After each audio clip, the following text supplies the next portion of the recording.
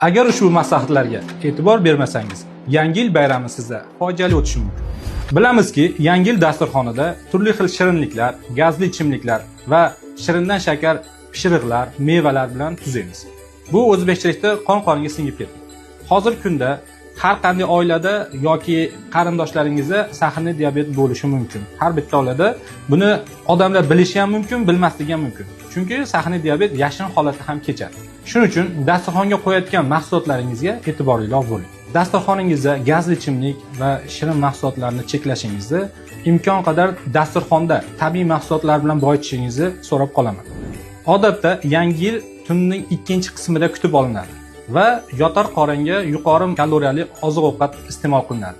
Sizlardan ertaroq ovqatlanishda va Yangi yilni yuqori kayfiyatda kutib olishni so'rab qolaman.